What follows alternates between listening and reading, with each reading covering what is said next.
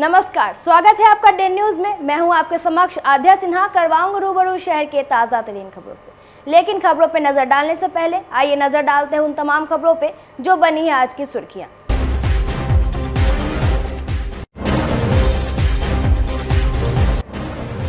फ्लिपकार्ट के माल को गायब कर नकली सामान वापस कर देने वाले गैंग के 3 जालसाजों को पुलिस ने किया गिरफ्तार। डिलीवरी बॉय के बेटे ने कस्टमर के साथ मिलकर घटना को दे रहा था अंजाम।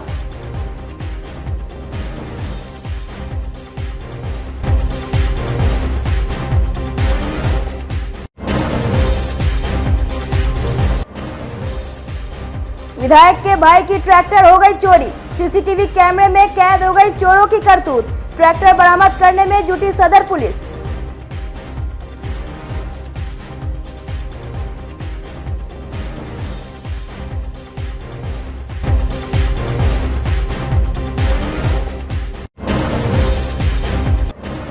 और मुजफ्फरपुर की एक बेटी पहले अटेम्प्ट में ही बन गई डीएसपी। वहीं जेल के एक अधिकारी भी बीपीएससी में सफल होकर बने एसडीएम।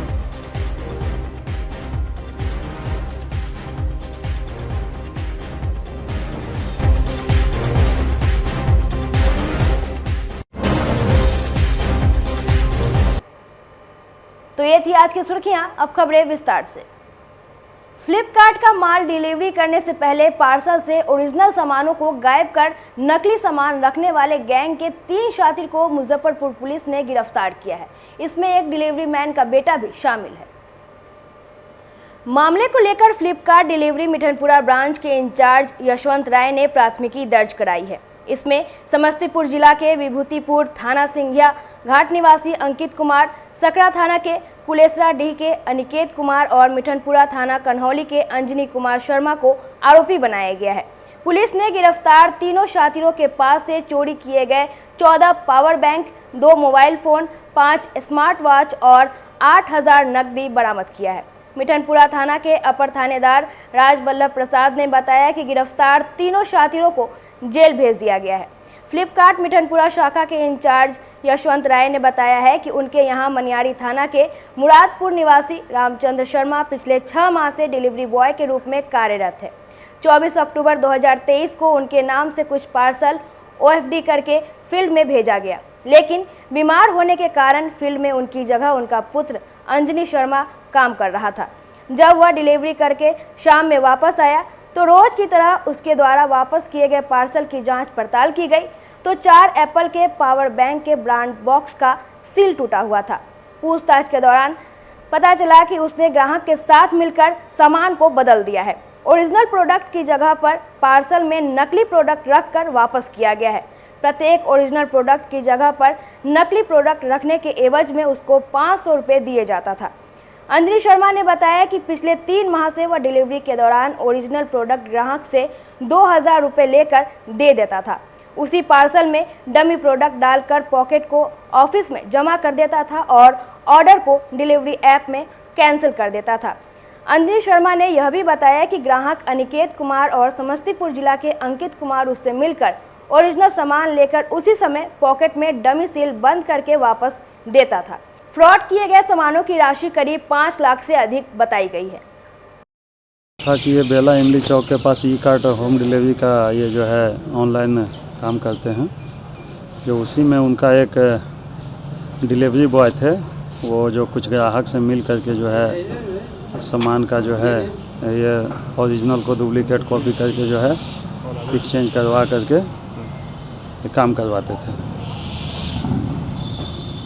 उसमें क्या कार्रवाई? उसमें कार्रवाई हुई है कि डिलीवरी बॉय को तो जो है उन लोग के द्वारा सूचना दिया गया कि ये जो है लगातार ये काम कर रहे हैं। ये अपने पिताजी के नाम पे जो है, इनके पिताजी के नाम से उनका आईडी था, ठीक है ना, लेकिन उनके पिताजी का तबीयत ख़राब रहता था, शायद उनका नाम अंजनी था, ठीक है ना। वो अंजनी लड़का जो उनका लड़का था वो ये सब काम करवाता था। वो ग्राहक से मिल करके क्या करता था, ओरिजिनल सामान जो भी आता था और सब उसका जितना भी सामान था सब एप्पल कंपनी का था, सब कॉस्टली सामान था। उसी में क्या करता था कि ओरिजिनल सामान निकाल लेता था और ये उसी तरह का सील, ये कॉपी डाल करके उसी तरह का सील करके वापस कर देता था। और वो अपना जो ऑनलाइन में जो है कैंसिल मार देता था तो उसका सामान वापस चला जाता था। तो ये कंपनी वाला ये जो है एक FIR करवाए थे, कहते हो गया परसों, फ्लिपकार्ट वाले FIR करवाए थे। तो उसी के सूचना पे हम लोग गए थे, उसका जो है पूछताछ किए। कितने लोग पकड़े? 3 लोग पकड़े गए हैं। क्या क्या रिकवर इनके पास से?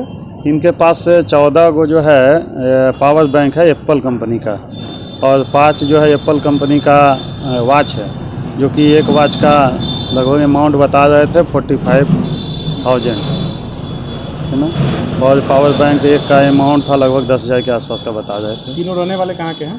तीनों रहने वाले, एक तो यहीं कन्हौली मठ मिठनपुरा थाना क्षेत्र का है, और एक समस्तीपुर का है, और एक सकरा थाना क्षेत्र का। तीनों को न्याय की हिरासत में भेज दिया। हाँ बिल्कुल, दोनों तीनों को भेज दिया गया है फिलहाल अभी। अच्छा, जो समस्तीपुर वाले वो कैसे करते थे साथ में मिलकर? समस्तीपुर वाले और सकरा के जो थे, हाँ। दोनों मिल करके जो है काम करते थे। ये सामान लेकर के वही एक्सचेंज करते थे। सील जो है ईजिली उन लोग जो है सील हटा करके, टेप हटा करके उसी तरह से फिर साट करके मिला, मतलब जो है डिलीवरी बॉय से मिल करके इन लोग काम करते थे।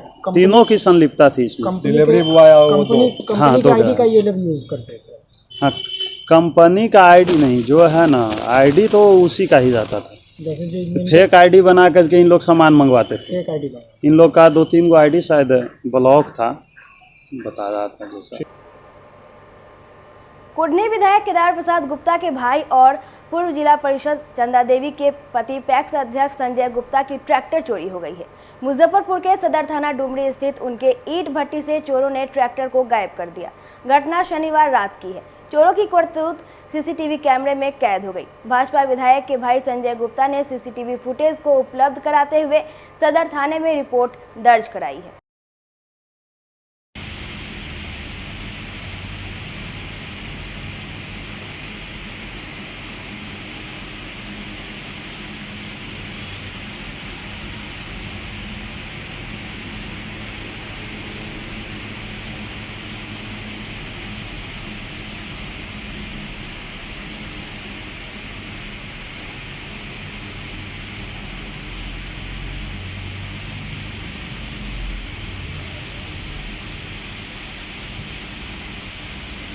ये है। हाँ, छतरी है। मुजफ्फरपुर के साहेबगंज पुलिस ने भारी मात्रा में विदेशी शराब के साथ 2 धंधेबाजों को दबोचा है। पीएसआई पुनीत कुमार ने परसौनी रईसी और साहेबगंज बाजार में छापेमारी कर शराब के साथ धंधेबाजों को पकड़ा। पुलिस ने एक पिकअप को भी जब्त किया, लेकिन उसका चालक पकड़ में नहीं आ सका। पीएसआई पुनीत कुमार ने बताया कि परसौनी रईसी से 152 लीटर विदेशी शराब और साहेबगंज बाजार से 8 लीटर विदेशी शराब बरामद किया गया है। पकड़े गए धंधेबाजों से कड़ाई से पूछताछ की जा रही है। गश्ती के क्रम में हमें गुप्त सूचना मिली कि परसौनी रईसी गांव में एक जगह पे पिकअप खाली किया जा रहा है। गुप्त सूचना के आधार पर वरीय अधिकारी को सूचना देते हुए हम लोग वहाँ गए रेड छापेमारी में सशस्त्र बल के साथ, जहाँ पे रास्ते में ही एक व्यक्ति को देखा गया कि वो सर पे लेके कुछ जा रहा है, जिसको दौड़ा के पकड़ा गया। और पकड़ने के दौरान पता चला कि वो आदमी जानता है कहाँ पे माल खाली किया जा रहा है, तो उसको पकड़ के हम लोग लेके गए जहाँ पे पिकअप खाली किया जा रहा था।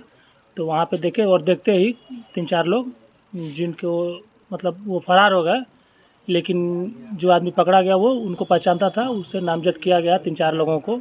वो FIR में दर्ज है और 144 लीटर के करीब शराब है, वो टेट्रा पैक है, और एक पिकअप गाड़ी है जिसको थाने पे लेके आया गया और अग्रतर कार्रवाई की जा रही है। और साथ ही आने के क्रम में ही एक और जगह पे सूचना मिली कि वो बेच रहा है, जो आदतन शराब का कारोबारी है, पहले से ही बेचते आ रहा है, जिसका नाम जितेंद्र साहब बयार का है, और उसको भी वहाँ पे जाके पकड़ा गया और गिरफ्तार किया गया। 2 जगहों पर छापेमारी। हाँ, 2 जगह पे छापेमारी हुई। और क्या एक परसौनी रईसी, एक साहेबगंज बाजार का है। गिरफ्तारी कितने? गिरफ्तारी उसमें 2 है। दोनों धंधेबाज हैं? हाँ, दोनों धंधेबाज हैं। दोनों के पास से माल बरामद हुआ है।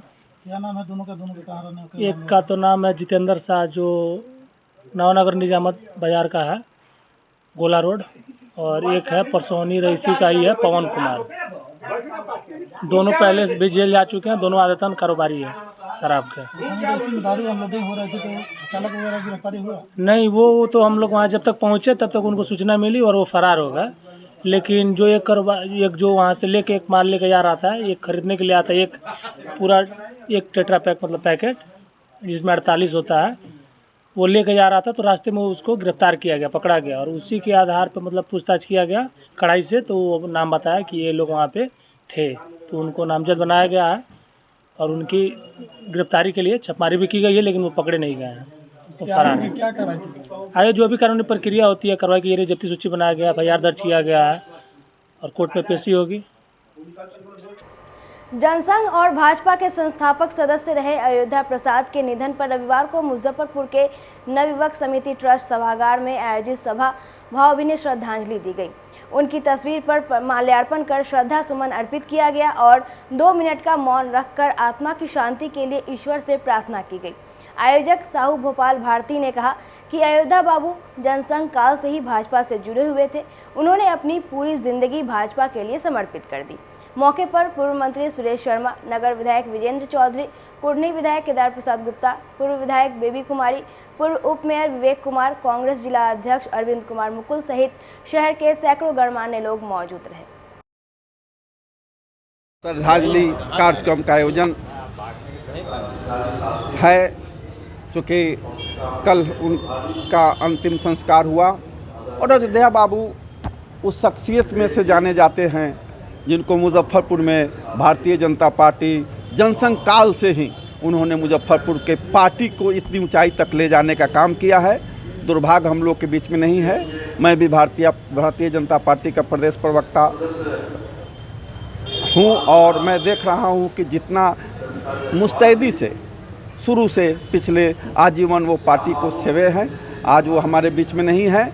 उनके प्रति आज पूरा मुजफ्फरपुर शहर सहानुभूति व्यक्त कर रहा है, उनके प्रति श्रद्धांजलि अर्पित करता है और हम ईश्वर से मांग करते हैं कि उनको आत्मा की शांति मिले और आज के डेट में उनके प्रति सच्ची श्रद्धांजलि तभी होगी जब हम उनके बताए हुए रास्ते पर चलकर और उन्होंने जो सपना एक समृद्ध भारत के निर्माण के लिए और एक नरेंद्र मोदी के नेतृत्व में एक जो विश्व गुरु बनने के जो सपना है और पूरे भारत को एक विश्व के गुरु के रूप में जो परिलक्षित करने का, आगे बढ़ाने का जो सपना उनका था, उसको पूरा करके ही हम उनके प्रति श्रद्धांजलि अर्पित कर सकते हैं। मैं एक बार फिर उनके प्रति नमन करता हूं। आज श्रीमती रमा देवी जी, माननीय सांसद, पूर्व मंत्री श्री सुरेश शर्मा जी, माननीय विधायक विजेंद्र चौधरी जी, माननीय विधायक केदार गुप्ता जी, पूर्व विधायक बेबी कुमारी जी सहित मुजफ्फरपुर के सभी गणमान्य लोग आए हैं। मैं उनके प्रति भी आभार व्यक्त करता हूं कि इस महान कार्यक्रम जो उनके प्रति श्रद्धांजलि अर्पित था, उन्होंने अपने श्रद्धासुमन अर्पित। स्वच्छता को लेकर रविवार को मुजफ्फरपुर के मोतीपुर लक्ष्मीनिया चौक से पैदल मार्च निकाला गया। स्थानीय विधायक अरुण कुमार सिंह, हरनाही पंचायत की मुखिया फूल गुलाब देवी और नगर पंचायत अध्यक्ष के प्रतिनिधि पिंकू मंडल ने संयुक्त रूप से हरी झंडी दिखाकर मार्च को रवाना किया। विधायक ने कहा कि इस पदयात्रा से लोग स्वच्छता को लेकर जागरूक होंगे और स्वस्थ रहेंगे। मौके पर मोहम्मद नसीरुद्दीन, कृष्णा राय, मनोज कुशवाहा, मनीष कुमार चौधरी, दिनकर कुशवाहा, मनोज कुमार चौधरी, अरुण सिंह सहित सैकड़ों लोग मौजूद रहे। आज स्वच्छता पद यात्रा प्रारंभ की जा रही है। यह यात्रा आज जो प्रारंभ हो गई है वह अनवरत इस राज्य के विभिन्न कोनों में जाएगी। आज हमारी यात्रा लक्ष्मीनिया चौक से शुरू हो रही है और यह बरुराई नगर पंचायत तथा लक्ष्मीनिया दोनों के कुछ वार्डों को कवर करेगी, जितना तक आज सक्षम हो सकेगा। फिर हम लोग निरंतर इस प्रक्रिया को जारी रखेंगे और हमारा प्रयास रहेगा, हम सभी देशवासियों से निवेदन करेंगे कि अपने आसपास पड़ोस की सफाई करें, घर की सफाई करें। किसी दूसरे की जिम्मेवारी नहीं है, ये हमारी जिम्मेवारी है सफाई करना और सफाई का काम कभी ख़त्म होने वाला नहीं है, इसलिए हम इसको टाल नहीं सकते हैं, दूसरे के जिम्मे छोड़ नहीं सकते हैं। जब हम साफ रखेंगे अपने घर को तो दूसरों को साफ करने के लिए प्रेरित भी करेंगे। इसलिए मैं सभी लोगों से एक बार पुनः आग्रह करूंगा कि सब लोग मिलकर सफाई के इस कार्यक्रम को आगे निरंतर अनवरत बनाए रखें। और सुंदर गाँव, स्वच्छ गाँव सुंदर गाँव के अभियान के तहत आज स्वच्छता मिशन का यह रथ हरनाही चौक से निकाला गया है। इसका आयोजन संजय जी कुशवाहा जी के द्वारा किया गया है। इनके नेतृत्व में पूरा इनका दल है, पूरा टीम है और इस टीम को पूरे हरनाही पंचायत और नगर पंचायत सारी जगहों पर पदयात्रा के द्वारा लोगों को जागरूक करने के लिए अभियान का शुरुआत किया गया है। इसके लिए हम हृदय से आभार व्यक्त करते हैं और धन्यवाद देते हैं। प्रेमचंद जयंती समारोह समिति की ओर से रविवार को मुजफ्फरपुर के जिला स्कूल में प्रेमचंद जयंती समारोह सह पुरस्कार वितरण का आयोजन किया गया। इस अवसर पर विभिन्न प्रतियोगिताओं में चयनित छात्राओं को पुरस्कृत किया गया। इस अवसर पर सचिव अर्जुन कुमार ने बताया कि प्रत्येक वर्ष प्रेमचंद जयंती समारोह के अवसर पर विभिन्न प्रकार के कार्यक्रम आयोजित किए जाते हैं। इसी के तहत विभिन्न प्रकार के चल रहे प्रतियोगिताओं में सफल प्रतिभागियों को पुरस्कार देकर सम्मानित किया जाता है। जयंती समारोह समिति के द्वारा 3 चरणों में प्रेमचंद जयंती समारोह मनाया जाता है। तो पहले चरण में 31 जुलाई को हम लोग प्रेमचंद की जयंती मनाते हैं। उसके बाद दूसरे चरण में छात्रों के बीच प्रतियोगिता कार्यक्रम होता है। प्रतियोगिता में काव्य पाठ, निबंध लेखन, भाषण, एकन गायन, एकन अभिनय और क्विज इत्यादि प्रतियोगिताएं होती हैं, जिसमें इस बार 2023 के कार्यक्रम में लगभग 50 विद्यालय के छात्र छात्राओं ने भाग लिया और हम लोग 1500 छात्रों के बीच यह प्रतियोगिता हुई थी और उसमें आपको हम लोग जो प्रथम, द्वितीय, तृतीय आते हैं विभिन्न प्रतियोगिताओं में, उनको तो पुरस्कृत करते ही हैं, प्रोत्साहन स्वरूप भी बहुत पुरस्कार प्राप्त करते हैं। हम लोग का उद्देश्य है कि प्रेमचंद के साहित्य को केंद्र में रखकर युवाओं को, जो कि साहित्य से दूर होता जा रहा है, उनको साहित्य और संस्कृति से जुड़े, उनमें सामाजिक, साहित्यिक और राजनीतिक चेतना का विकास करें ताकि एक संवेदनशील समाज बन सके, क्योंकि वही समाज संवेदनशील होता है जो साहित्य के नज़दीक होता है। और आज के डिजिटल युग में साहित्य से हमारा युवा दूर होता जा रहा है। तो हमारा लक्ष्य है कि विभिन्न प्रतियोगिताओं के माध्यम से छात्रों के संपूर्ण व्यक्तित्व का विकास करना तो है ही, और मानवीय मूल्यों का उनके भीतर प्रवेश कराना है। यह हमारा 24वां वार्षिक आयोजन है। 1999 से प्रेमचंद जयंती समारोह शुरू हुआ और यह 2023 में हमने 24वां आयोजन किया है। तो पहला आयोजन 2 अक्टूबर को था। 31 जुलाई, उसके बाद 31 जुलाई को प्रेमचंद जयंती हम लोगों ने मनाई और आज पुरस्कार वितरण है। और इस पुरस्कार वितरण कार्यक्रम में जो लड़के किसी विधा में प्रथम आए हैं, उनकी प्रस्तुति मंच पर हो रही है। तो उन सब ने देकर साहित्य और संस्कृति से दूर होती जा रही पीढ़ी में सांस्कृतिक चेतना का विकास करना है, उनकी राजनीतिक समझ को बढ़ाना है, समाज के प्रति उनके दायित्व को विकसित करना है। और यही प्रेमचंद जयंती समारोह समिति का उद्देश्य है। और इसमें 150 विद्यालय तक के छात्र कई कितने वर्षों तक भाग लिए हैं। थोड़ा कोरोना का प्रभाव इन पर पड़ा और कुछ अन्य कारणों से कुछ भागीदारी इस बार कम हुई है, लेकिन इसमें 150 स्कूलों के नगर और ग्रामीण क्षेत्र के विद्यालयों के छात्र छात्रा भाग लेते हैं। मुजफ्फरपुर के मिठनपुरा चौक निवासी ईशानी को पहले प्रयास में ही बीपीएससी की 67वीं रिजल्ट में 169वीं रैंक मिली है। डीएसपी के पद पर ईशानी का चयन हुआ है। ईशानी की पढ़ाई मुजफ्फरपुर से ही हुई। 2 साल से इसकी तैयारी कर रही थी। पहले प्रयास में ही सफलता मिल गई। ईशानी ने बताया कि बीपीएससी की तैयारी के लिए कोई नियमित रास्ता या समय नहीं है। सबकी अपनी क्षमता होती है और उसी के अनुसार तैयारी करें और अपना एक शेड्यूल बनाएं। रिजल्ट की जानकारी मिलते ही शुभकामनाओं के लिए आ रहे फोन पर मां निशी सिन्हा के खुशी के आंसू झलक जा रहे हैं। पिता अजित कुमार सिन्हा ने कहा कि हमेशा से वह मेहनती रही है। उनका सपना आज बेटी ने पूरा कर दिया। बहुत खुशी हो रही है, बहुत खुश हूँ। फाइनली रिजल्ट आ गया है। कैसे मतलब इम्तहान हासिल किया, किस तरीके से स्टडी की? ज़्यादातर तो सेल्फ स्टडी किया है, कुछ ऑनलाइन रिसोर्सेज है जिनको रेफ़र किया, जो स्टैंडर्ड बुक्स हैं उनको रेफ़र किया, और कुछ टीचर्स हैं जिन्होंने काफ़ी हेल्प किया है थ्रू आउट द जर्नी। तो हाँ, सेल्फ स्टडी से? हाँ, सेल्फ स्टडी किया है।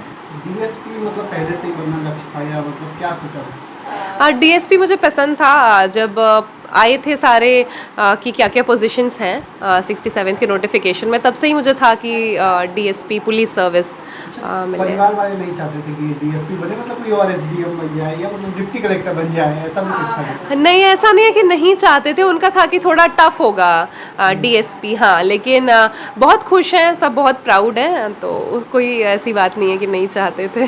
बहुत ज़्यादा, बहुत खुश हैं हम। काफी खुशी है? हाँ, बहुत ज़्यादा। परचम लहरा दिया बेटी ने तो? हाँ, बहुत मान बढ़ा दी समाज में, सब जगह, परिवार में एकदम। तब से लगातार हम फ़ोन पर ही बिजी हैं, एक फ़ोन रख रहे हैं तब तक दूसरा कॉल आ रहा है। काफी खुशी है? हाँ, बहुत ज़्यादा, बहुत खुश है।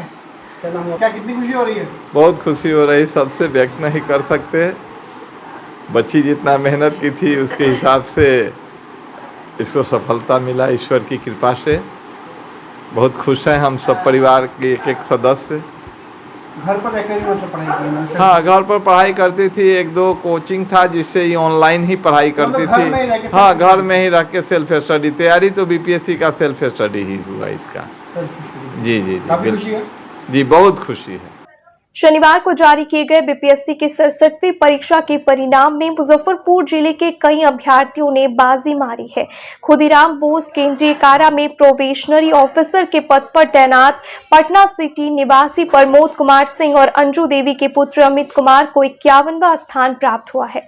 अमित ने 5वें प्रयास में एसडीएम तक का सफर तय किया।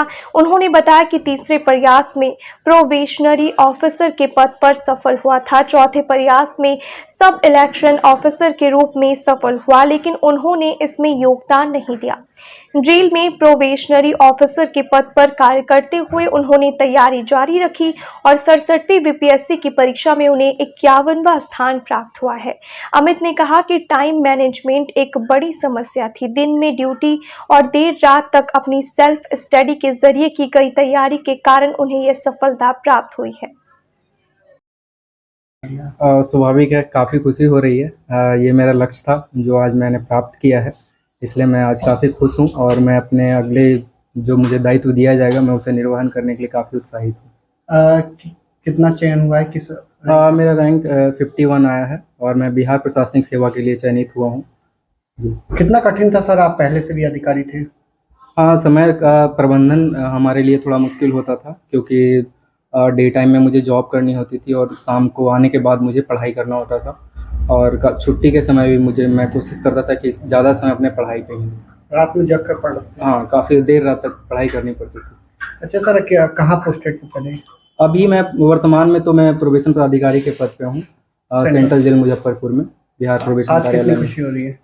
स्वाभाविक है, काफ़ी खुशी है मुझे। सर, परिवार संभालना चुनौती, तो परिवार किसने संभाला? परिवार संभालने में मेरी वाइफ जो है उनका काफ़ी योगदान रहा। उन्होंने मुझे कहा था कि आपका जो लक्ष्य है वो पूरा कीजिए। सफलता के पीछे पत्नी को? ऑब्वियसली उनके बिना तो संभव ही नहीं था, पत्नी पॉसिबल ही नहीं था, मैं नहीं पढ़ाई कर पाता उनके बिना। प्राउड ऑफ हिम, मेहनत तो इन्होंने की है। किस तरीके से ये पढ़ते थे? मतलब इनको टाइम तो दिन में नहीं मिल पाता? बिल्कुल भी नहीं, दिन में भी अगर टाइम मिल गया तो भी वो वही कर रहे हैं। अगर ये सोए हुए हैं तो भी मोबाइल में चल रहा है। कभी कभी मेरे ब्लूटूथ से कनेक्ट हो जाता, ये क्या चल रहा है। तो मतलब बहुत बहुत ज्यादा। मुजफ्फरपुर के बनारस बैंक चौक स्थित गरीबनाथ नगर मंडल के महामंत्री बुमबुम गुप्ता के प्रतिष्ठान पर भाजपा नेताओं ने रविवार को पीएम नरेंद्र मोदी के मन की बात को सुना। मौके पर मौजूद भाजपा प्रदेश मीडिया प्रभारी प्रभात कुमार ने कहा कि मोदी जी ने आज के संवाद को मुख्य रूप से लोकल फॉर वोकल पर फोकस किया। प्रधानमंत्री ने हमें अपने आसपास के बने हुए वस्तुओं की खरीदारी करने की सलाह दी। देश के प्रथम गृह मंत्री लौह पुरुष सरदार सरदार पटेल की जयंती पर रन फॉर यूनिटी का आह्वान आम जनता के लिए किया गया और महापुरुषों के जीवनी को अपनाने और सांस्कृतिक संवाद को बढ़ावा देने की बात भी नरेंद्र मोदी ने कही है। वहीं भाजपा महिला मोर्चा राष्ट्रीय कार्य समिति सदस्य ममता रानी ने कहा कि मोदी जी ने रेहड़ी पटरी और लोकल दुकानदारों से सामान लेने की बात कही और महापुरुषों की जयंती धूमधाम से मनाने का आह्वान किया और किस प्रकार खिलाड़ियों ने देश के नाम को गौरवान्वित किया, इसकी भी चर्चा की। मौके पर पूर्व मंडल अध्यक्ष प्रणव भूषण मोनी, महामंत्री पंकज प्रकाश और पुरुषोत्तम गुप्ता सहित मंडल के कई प्रमुख नेता उपस्थित रहे। आज वार्ड नंबर 18 में अपने कई लोगों के साथ हमने मोदी जी की मन की बात सुनी और आज मोदी जी ने मुख्यतः वोकल पर लोकल पर बल दिया और कहा कि हमें रेहड़ी वाले छोटे दुकानदार जो हैं, जो अपने उन्होंने कहा एक बात कि वैसी चीज़ें खरीदें जिनमें उन लोगों के पसीने की महक हो, यानी लोकल पर वोकल को बढ़ावा देने के लिए उन्होंने कहा। उन्होंने स्वच्छता पर बात की। उन्होंने जो अभी पाड़ा एशियाई गेम्स हुए हैं उसमें जीतने वाले सभी को बधाई दी और उन्होंने आग्रह किया कि आपके आस पड़ोस में अगर ऐसे कोई भी खेलने वाले खिलाड़ी हैं जो कुछ जीतते हैं तो उनको परिवार सहित जा करके हम लोग शुभकामनाएं दें। उन्होंने देश के आदिवासी के और कई जगहों के वीरांगनाओं को याद किया। उन्होंने सरदार वल्लभ भाई पटेल जी की जो जयंती है 31 अक्टूबर को, उसमें रन फॉर यूनिटी में लोगों से भाग लेने को कहा और अपने देश को मजबूत करने की ओर बढ़ने के लिए लोगों। देखिए, हर महीने के अंतिम रविवार को प्रधानमंत्री नरेंद्र मोदी जी के मन की बात होती है, जिसे लेकर आज मुजफ्फरपुर नगर विधानसभा के बनारस बैंक शक्ति केंद्र बूथ नंबर 85 पर बुम बुम गुप्ता जी के निवास स्थान पर दुकान पर आज गरीबनाथ नगर मंडल के लोगों के साथ आज मन की बात सुनी गई और प्रधानमंत्री जी का जो अभियान है लोकल फॉर वोकल, आज भारत में दिया से लेकर Vande Bharat make in India बन रहा है, उसे हम सब अपनाएं। कैसे सिर्फ दिया का प्रचार सोशल मीडिया पर डालने से नहीं होगा। अगर दिवाली मनाएं तो हम स्थानीय लोगों के द्वारा बनाए गए दिया का इस्तेमाल करें। हम लोकल फॉर वोकल हों, जो मेक इन इंडिया का जो भी सामान है उसका कैसे लोगों तक वो पहुँचे उसकी हम लोग संरचना करें। साथ ही कल 31 तारीख को 2 दिन बाद जो सरदार लौह पुरुष वल्लभ भाई पटेल की जयंती है, उसे रन फॉर यूनिटी को हम लोग हर मंडल हर बूथ पे कितना बेहतर करके मनाएं। सरदार वल्लभ भाई पटेल की जो जीवनी है उसे घर घर तक पहुंचाएं, इसका भी आह्वान। साथ ही बिरसा मुंडा जी की जयंती की और कई महापुरुषों का उन्होंने चर्चा किया और खासकर उन्होंने लोकल फॉर वोकल का आह्वान आज इस मन की बात से किया। मेरी माटी मेरा देश अभियान के तहत मुजफ्फरपुर के जिला परिषद मार्केट स्थित भाजपा कार्यालय से अमृत कलश यात्रा निकाली गई। अमृत कलश यात्रा मुजफ्फरपुर के 16 प्रखंडों में स्थित शहीदों के दरवाजे की मिट्टी एकत्रित कर भाजपा युवा मोर्चा के नेतृत्व में पटना के लिए प्रस्थान की, जहां पूरे प्रदेश से आए अमृत कलश के साथ कार्यकर्ता दिल्ली के लिए रवाना होंगे। भाजपा जिला अध्यक्ष रंजन कुमार ने झंडा दिखाकर यात्रा को रवाना किया। उन्होंने बताया कि पिछले 3 महीने से भाजपा के कार्यकर्ता सीमा पर शहीद हुए सैनिक और शहीद पुलिस कर्मियों के घरों से उनके दरवाजे की मिट्टी को एकत्र कर रहे थे, जिसे आज पटना के लिए रवाना किया गया है। मेरा माटी मेरा देश पूरे भारतवर्ष में एक शहीदों को याद करने का और नमन करने का एक ये अवसर था। हम लोग पिछले 3 महीने से एक एक गांव जाकर के शहीद स्थल शहीदों के घर से और जो शहीद सीमा पर शहीद हुए हैं, पुलिस में काम करते हुए शहीद हुए हैं, देश की स्वतंत्रता में शहीद हुए हैं, ऐसे लोगों के गांव जाकर के उनके घर से मिट्टी कलेक्ट किए। फिर उसको हम लोग वहां प्रखंड स्तर पर लाए, वहां पर अमृत सरोवर पर इसका एक साथ फिर सारे को करके फिर वहां से सारे मिट्टियों को जिला में लाया गया और जिला से प्रखंड के हिसाब से एक अमृत कलश तैयार किया गया है।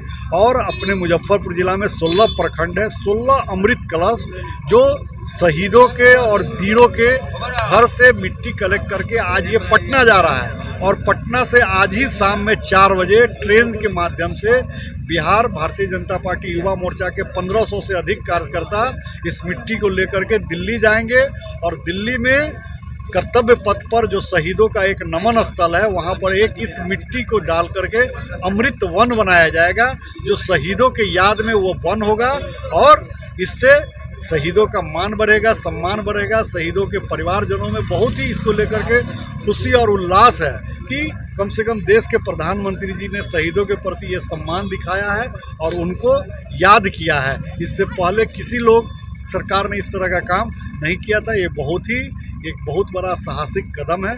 हम लोग इसका स्वागत करते हैं और शहीदों को एक बार फिर से याद करते हुए उनको नमन करते हैं। नवरात्र से ही त्योहारी सीजन शुरू हो जाता है और लोग नए सामान की खरीदारी शुरू कर देते हैं। इसमें ऑनलाइन खरीदारी दुकानदारों के लिए परेशानी बन गई है।